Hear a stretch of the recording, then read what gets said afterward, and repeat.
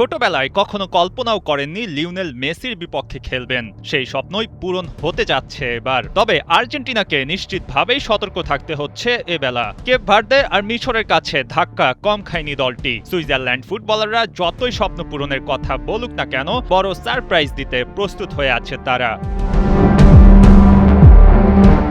রবিবার সকাল 7টায় সুইজারল্যান্ডের বিপক্ষে কোয়ার্টার ফাইনালের ম্যাচ খেলতে নামবে আর্জেন্টিনা। তার আগে এই ম্যাচ নিয়ে কথা বলেছেন সুইজারল্যান্ড ক্যাপ্টেন গ্রানিত জাকা সহ একাধিক ফুটবলার। কলম্বিয়াকে টানটান উত্তেজনার টাইব্রেকারে হারিয়ে দল এখন আরও বেশি অনুপ্রাণিত, যখন তারা কিনা 1954 সালের পর বিশ্বকাপ কোয়ার্টার ফাইনাল খেলতে যাচ্ছে। এমন এক অর্জনকে আরও বাড়িয়ে নেওয়ার সুযোগ কে না চাইবে, সুইসরাও চাইছে।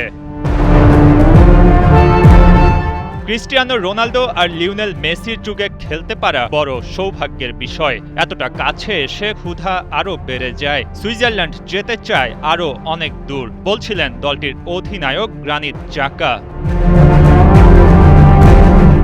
সুইস স্ট্রাইকার সেড্রিক ইটেন জানান, মেসির বিপক্ষে খেলার চেয়ে বড় সুযোগ আর কি হতে পারে। এলএম10 দারুণ ছন্দে আছেন। আর্জেন্টিনা ম্যাচের জন্য পুরোপুরি প্রস্তুত থাকতে হবে। কানসাসে খেলতে মুখিয়ে আছে দল। মিডফিল্ডার রেমো ফ্রয়লার জানান, ক্যারিয়ারে কখনো মেসির বিপক্ষে খেলা হয়নি। এই সুযোগটা এক বিশেষ উপলক্ষ বলে মনে করেন তিনি। আর মনে করিয়ে দেন, নিজেদের সর্বোচ্চটা উজাড় করে দেয়া তাদের প্রধান লক্ষ্য।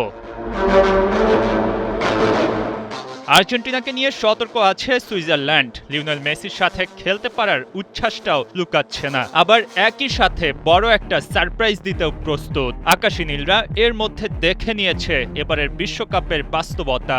সুইজারল্যান্ড ম্যাচ আর্জেন্টিনার জন্য এক ভিন্ন চ্যালেঞ্জ, আর সুইসদের জন্য আরও বহুদূর যাওয়ার পথ।